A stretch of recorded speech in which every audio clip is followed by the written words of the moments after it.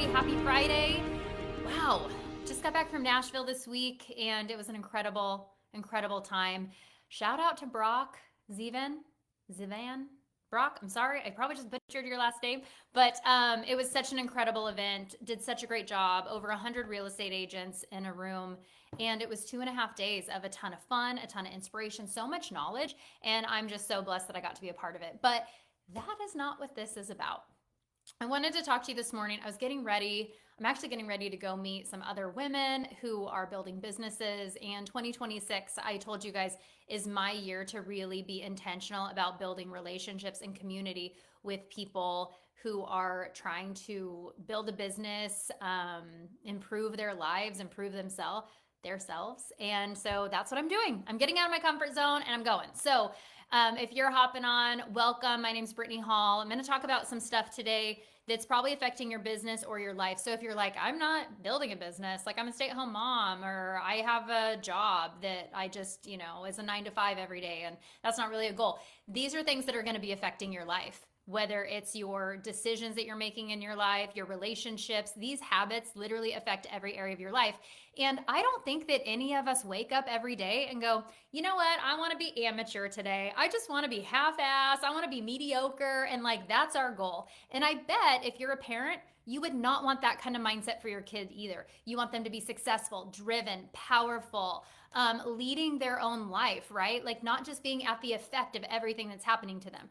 So I want to break down 4 things that are keeping you in that amateur, mediocre place. These are very simple. This isn't any crazy groundbreaking stuff. It's just sometimes we need to check ourselves. So the very first thing that I want to talk to you about today is you're going to stay in that amateur place if you're living in your emotions.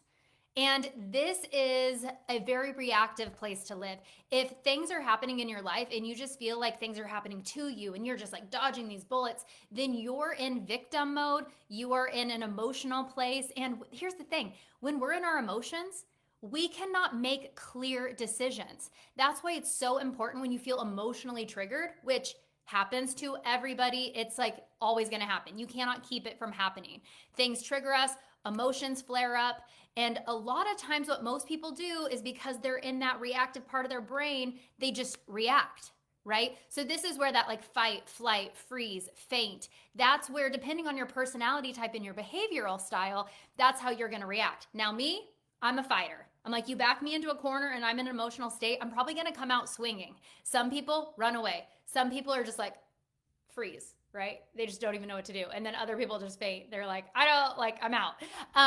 But it's really important when you feel that trigger happen, you create space by just taking a beat, walking away, not sending the text, not having the conversation. If you're emotionally triggered, you're going to say stuff that you don't even really maybe feel. Maybe you do. I've said some stuff where I'm I was pissed and I meant it. But then later when I'm thinking clearly, I'm dang, that really had some consequences that I wasn't prepared for. That's not really what I was trying to do, but I was just acting in my emotions. And the thing is if we act in our emotions all the time, we're really not showing up as the best creator in our life. So when you can just take a beat, take a step, create space, and think about the outcome that you really want, and then you act from the outcome that you desire. So that's one way that you might be living in your emotions. The other way is if you're I just don't feel like it. You're in your feelings about building your business or taking action. A lot of times I text people stuff about my business or I follow up with them. That's not really super fun all the time because it's I don't know why they haven't gotten back to me. We get into this story mode. Maybe they don't want to work with me. Maybe I'm being annoying. Maybe they don't like me, whatever it is. And then we get into our feelings and it delays our action. So what I want to encourage you to do is just take action anyways. Push the feeling aside because feelings are not facts, okay? Feelings are indicators. Feelings are not facts. So if you're I don't feel like doing it, freaking do it anyways. There was someone I used to follow that would say, act your way into the feeling. You're not going to feel like it some days. Quick example about this. This isn't even a work example. This is a personal example. Yesterday, Ryan and I, we drop the kids off and we go to the gym.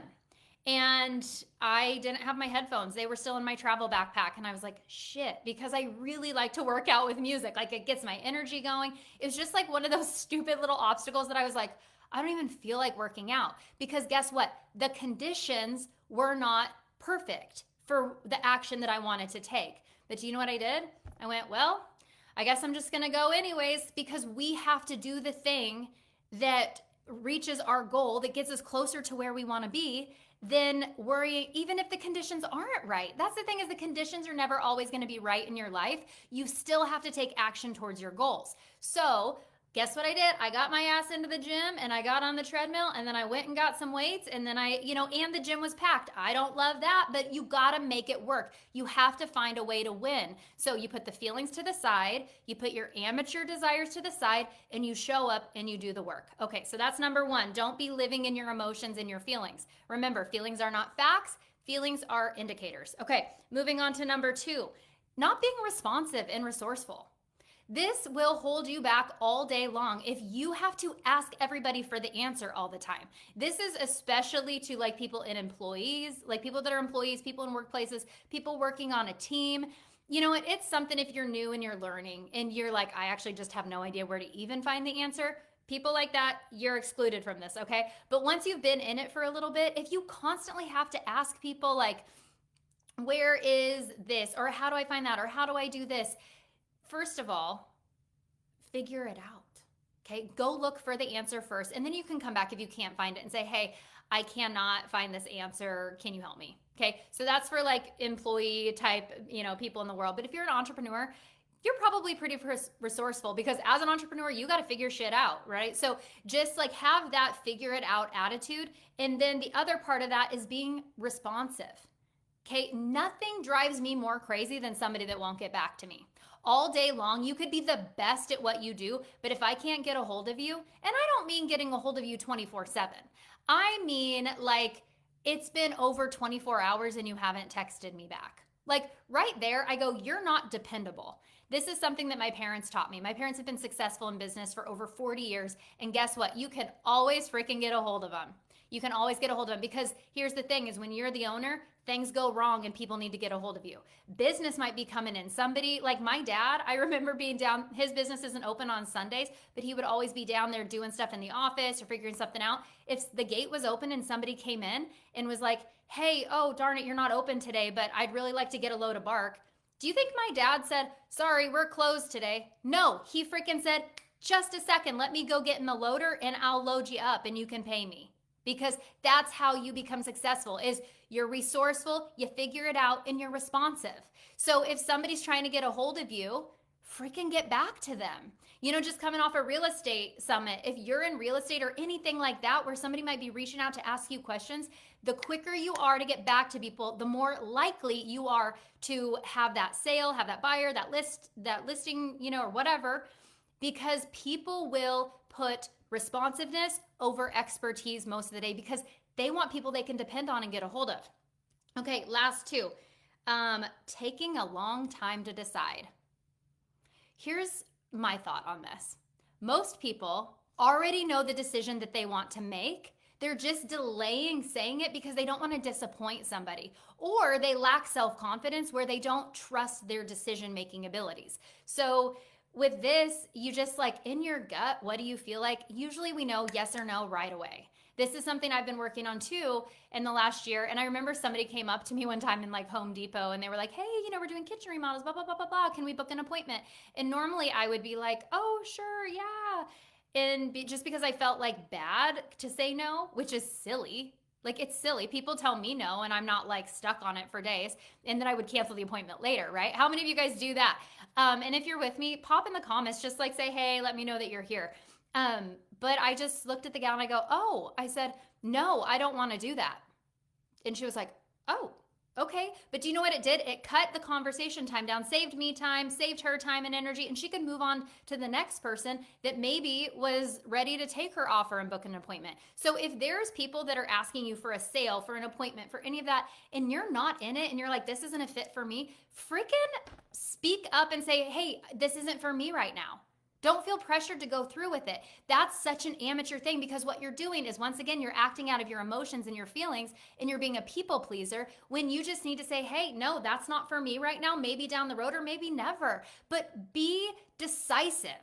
If there's a dream that you have in your heart or something you're thinking about doing that you just keep putting off, like, why? What is the point of it? Usually it's because you're afraid of what people are going to think. You're afraid of the outcome. You don't trust yourself, right? But who better to trust to lead your life than you? Like, other people don't know your desires and your goals and your future and your gifts and what you should be doing. Why would you be listening to other people? There is a time where you should listen to advisors, people who have a lot of wisdom, people that you trust. But if somebody's not doing the thing that you want to do, I don't think I'd take their advice on it. So that is number 3, taking a long time to decide. Totally amateur. Make a decision and move forward. Brendon Burchard, in his book, High Performance Habits, talks about this. The number 1 habit of high performers is that they can make a decision. They make a decision and they move on. Cody Sanchez talks about this too. She says, I make decisions fast, and so I'm going to get where I'm going way faster than you ever are because it takes you so long to decide on one thing. So don't be an amateur and take a long time to decide. Okay, last thing, number 4, we're wrapping it up here, is having a fixed mindset. So what fixed mindset means is that you're not really open to other ways of doing things. You're like, you believe in right or wrong. And we're not talking about morals, okay? So like, don't even get me started on that. We're talking about, is this the only way to do it?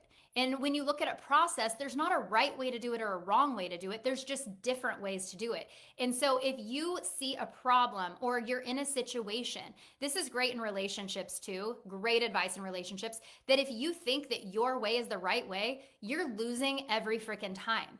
That's why I think Ryan and I actually have such a great marriage, is that we're not like right and wrong. We're not win and lose. We're like, okay, this is the situation. This is how I think about it. This is what I want. Like, how do you view this? And we can take a problem and we can look at it from different perspectives. And I love the saying, this is, I want you to challenge yourself with this question as you're coming up on different situations throughout the day, or maybe a problem that you're having with someone, is when you look at the way you think about it, what if the opposite were true?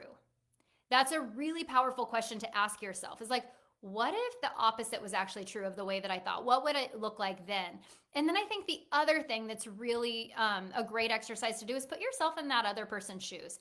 Now, I don't believe we need to do this in everything, but this is in conflict. Like, how could they maybe have interpreted what I said? Because communication is such an interesting thing. We say things from our perspective and our experience, and we use words to communicate it, because those words to us mean what we're trying to get across. But the person who's receiving it, those words, the tone, the situation that they're being said about might mean something completely different. And so that might trigger something completely different in their brain. I have said things to people jokingly or too quick and acted out of emotion that just completely shut somebody else down when I was like literally asking a question, and they took it so offensively that it just completely was offensive and shut them down. And so that's not the kind of thing that I want to do. So I had to get out of my own mindset, be open to other ways to talk to people that maybe my way wasn't always right, and then change the way that I was doing things. So if you have a fixed mindset and you just think that you're right all the time and it's your way or the highway, and you're like leading relationships and teams and stuff like that, you are going to stay stuck in a lower level place, because that doesn't feel good to people. Everybody has different personality types, different pasts, different experiences, different experience in business.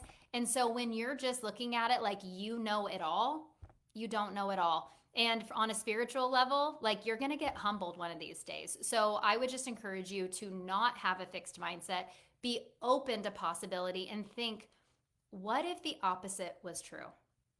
All right, guys, thank you so much for joining me. We've already been 14 minutes in. I am going to take this and post it on my podcast. It's called the Revenue Agency Podcast. We're on Apple, Spotify. Check it out. Also, quick plug, I've been posting about it like every day, but I am launching a community that's starting next week called Against the Grain.